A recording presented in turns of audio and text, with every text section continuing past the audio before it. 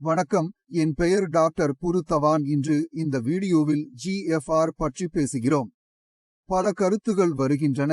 அவை doctor, GFR குறைகின்றன, நாங்கள் என்ன செய்ய வேண்டும் என்று கேட்கின்றோம். ஜிஎஃப்ஆர் ஐ அதிகரிப்பது எப்படி டாக்டர், சொல்லுங்க. ஜிஎஃப்ஆர் என்றால் என்ன? அது எப்படி உள்ளிடப்படுகிறது? அதன் பொருள் என்ன? வாய்ப்புகள் என்ன என்பது மற்றும் ஜிஎஃப்ஆர் ஐ அதிகரிக்க சிறுநீரக தீவிரக் கோளாறு உள்ளவர்கள் என்ன பார்க்க வேண்டும் என்பது. இந்த வீடியோவில் நாங்கள் இவைகளுக்கு பற்றி பேசுகிறோம். எனவே முதலில் ஜிஎஃப்ஆர் உடன் ஆரம்பிக்கலாம். ஜிஎஃப்ஆர் என்பது கிளமருலர் ஃபில்ட்ரேஷன் ரேட்டை குறிப்பிடுகிறது. அதாவது உங்கள் இரத்த ஓட்டத்தில் சிறுநீரகம் எவ்வாறு சிறுநீரை நீக்குகிறது என்று எது வேண்டும். ஜிஎஃப்ஆர் என்று அழைக்கிறோம். இப்போது இந்த ஜிஎஃப்ஆர் ஐ எங்கள் அறிக்கைகளில் காண்கிறோம். நாம் கெட்டோஜெனிக் டெஸ்டிற்கு செல்லும்போது KFT நாங்கள் eGFR என்ற மதிப்புடன் ஒரு மதிப்பு பெறுகிறோம். இது EGFR என்றால் என்ன? அது எப்படி வெளியிடப்படுகிறது? இதை புரிந்து கொள்வது மிகவும் முக்கியம். எனவே நீங்கள் என்ன செய்ய வேண்டும்? உங்கள் கெடோஜெனிக் அறிக்கையை எடுத்துக்கொள்ள வேண்டும் மற்றும் இந்த இணையத்திற்கு செல்ல வேண்டும். இது தாவிதா. கூகிளில் ஜிஎஃப்ஆர் கால்குலேட்டரை தேடும்போது நிறைய தளங்கள் கிடைக்கும். ஆனால் எனக்கு பொதுவாக பிடித்த தளம் இது. இங்கே சென்று கெட்டோஜெனிக் மதிப்பை, வயது மற்றும் பாலினத்தை உள்ளிட்டு பாருங்கள். மதிப்பை கணக்கிட நீங்கள் கல்குலேட் ஐ அழுத்தினால் ஜிஎஃப்ஆர் இன் மதிப்பை பெறுவீர்கள். உங்கள் அறிக்கைகளில் ஜிஎஃப்ஆர் மதிப்பு உள்ளவர்கள் அவர்கள் அதை பொருத்த வேண்டும். மதிப்புகளில் ஜிஎஃப்ஆர் மதிப்பு இல்லாதவர்களின் ஜிஎஃப்ஆர் இங்கே வெளியிடப்படும். எனவே இதை நாம் எவ்வாறு பெற்றோம்? நாங்கள் கெட்டோஜெனிக் மதிப்பிலிருந்து வயது மற்றும் பாலினத்தை உள்ளடக்கி ஜிஎஃப்ஆர் ஐ மதிப்பிட்டுள்ளோம். இப்போது இந்த eGFR என்பது மதிப்பிடப்படுகிறது. இதில் எந்த பயனும் இல்லையா? என்ன பழகுவது என்ன? இரண்டையும் புரிந்து கொள்ள முயற்சிப்போம். நாம் eGFRலிருந்து பேருந்து வகைப்படுத்தலாம். நாட்பட்ட சிறுநீரக நோயின் இந்த நிலை இது. அதாவது உங்கள் GFR 90 வந்தால் நீங்கள் சிறுநீரக செயலிழப்பு நோயாளியா இல்லையா? அல்லது நீங்கள் நிலை 1 சிறுநீரக செயலிழப்பு நோயாளி ஆகலாம். உடலில் புரதம் வந்தால் பின்னர் போதுமானது. எங்கள் GFR 90 இலிருந்து 60 வரை குறைந்தால் அது CKD இன் நிலை 2 வகை 2 ஆகும். அதேபோல் அது 60 முதல் 30க்குள் இருக்கும்படி நாங்கள் என்ன சொல்வோம்? நிலை 3. அதே வழியில் GFR குறைந்து செல்லும். எங்கள் தரம், எங்கள் நிலை அதிகரிக்கிறது. இப்போது அதை ஏன் நீக்குவது முக்கியமாகிறது? நீங்கள் 18 வயது ஆகின்றீர்கள். உங்கள் கெட்டோஜெனிக் நிலை 3 ஆகும். மேலும் 80 வயதில் கெட்டோஜெனிக் அளவும் உள்ளது. இப்போ 2 பேருக்கும் ஒரே ஸ்டேஜ் தானே? இல்லை, ஏனென்றால் 80 வயதுள்ளவர்களின் கெட்டோஜெனிக் அளவு 3 ஆக இருக்கும் போது அது அதிகரிக்கும். இதனால் கெட்டோஜெனிக் மதிப்பு மற்றும் வயதின் மதிப்பு பார்க்கப்படுகின்றன. இப்போது ஜிஎஃப்ஆர் ஐ கணக்கிட உங்களுக்கு உடனடியாக இரத்த மாதிரியை கொடுக்க வேண்டும் என்று கேள்வி ஏற்படுகிறது. இரத்தத்தில் எவ்வளவு அழுக்கு உள்ளது என்று கணக்கு போட்டோம். இது முற்றிலும் துல்லியமானதா? இல்லை என்பதே பதில். இது ஜிஎஃப்ஆர் என மதிப்பிடப்பட்டுள்ளது. இது மிகவும் துல்லியமானது அல்ல. It doesn't give us information about how well the kidneys are working. அது தனது மதிப்பீட்டை நமக்குத் தருகிறது. எப்போதும் நாங்கள் அதை சிரிக்க வேண்டாம். இப்போது நோயாளிகளால் பெரும்பாலும் கேட்கும் இரண்டாவது கேள்வி உள்ளது.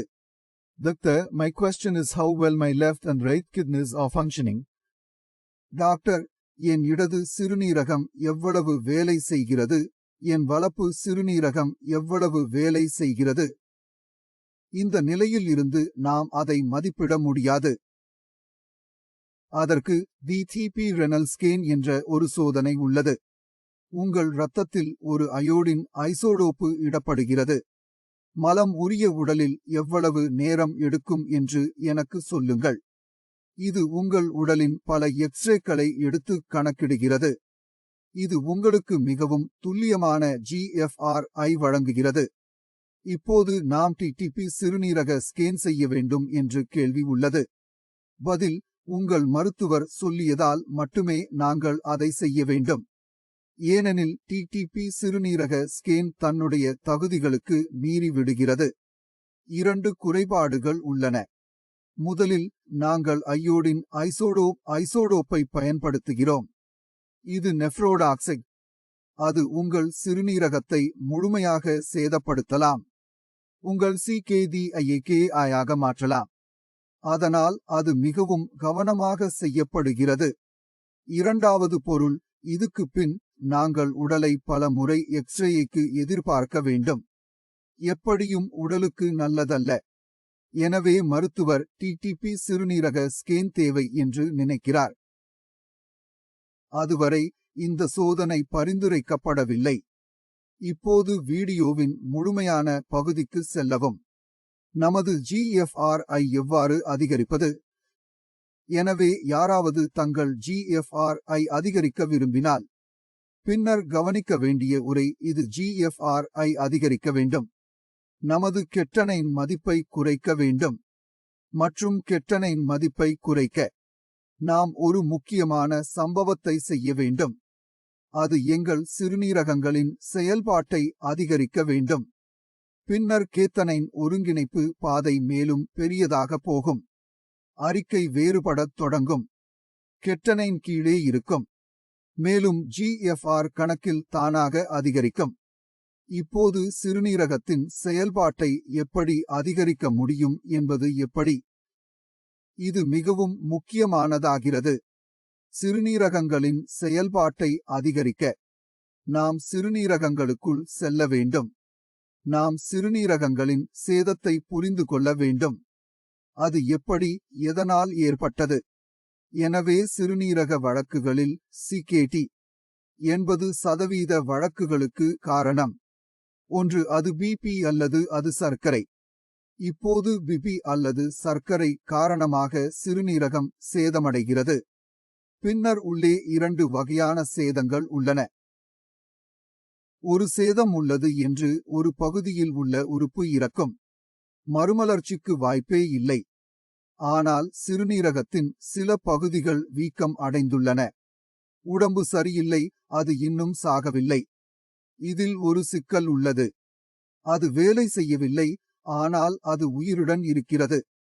இப்போது எங்கள் நோய்க்கு உள்ள சிறுநீரகத்தின் பகுதியில் வேலை செய்கிறோம். எனவே நமது GFR எவ்வாறு அதிகரிக்கிறது? அதை இந்த அறிக்கைகளில் பார்க்கலாம். So, as you saw, when we start working in the kidneys, அதனால் நோயாளியின் சிக்கலில் உள்ள சிறுநீரக பகுதி மீண்டும் வேலை செய்யத் தொடங்குகிறது. கெட்டனைன் கீழே இறங்க ஆரம்பிக்கிறது. GFR அதிகரிக்கத் தொடங்குகிறது. எனவே நாட்பட்ட சிறுநீரக நோயாளிகளுக்கு நாம் என்ன செய்ய வேண்டும்? நீங்கள் அந்த நோயின் மூலத்தை பிடிக்க வேண்டும். காரணமாக சிறுநீரகம் சேதப்படுகிறது. உங்கள் சிறுநீரகம் பிரச்சினைகளின் ஒரு முக்கிய காரணமாக உள்ளது என்று நாங்கள் நிரூபிக்கின்றோம். எனவே இரத்த அழுத்தத்தை கட்டுப்படுத்துவது முக்கியம். கிட்னி நோயாளிகள் பெரிய தவறு என்ன செய்யும்? நான் BP மருந்து சாப்பிடுவதாக அவர்கள் நினைக்கிறார்கள். என் வேலை அங்கே முடிந்துவிட்டது. நான் BP மருந்து எடுத்துக்கொண்டாலும் அதை நாம் நினைவில் கொள்ள வேண்டும். நீங்களும் தினசரி உங்கள் BP சரிபார்க்க வேண்டும். மற்றும் உங்கள் கட்டுப்பாட்டில் இரத்த அழுத்தம் உள்ளது என்று உறுதிப்படுத்திக் கொள்ளுங்கள். ஏனெனில் மிகப்பெரிய தவறு என்று மக்கள் மருந்துகளை சரிபார்க்காமல் பல ஆண்டுகளுக்குள் எடுத்துக் கொள்ளுகின்றனர். BP உயருகிறது, சிறிய அளவில் உயருகிறது. மேலும் சிறுநீரகத்தில் சிறிது சேதம் ஏற்பட்டுள்ளது. சிறுநீரகத்தில் சேதம் மேம்படுகிற போது உங்களுக்கு உடல் எடை குறைந்து விட வேண்டும். மேலும் GFR குறையத் தொடங்குகிறது.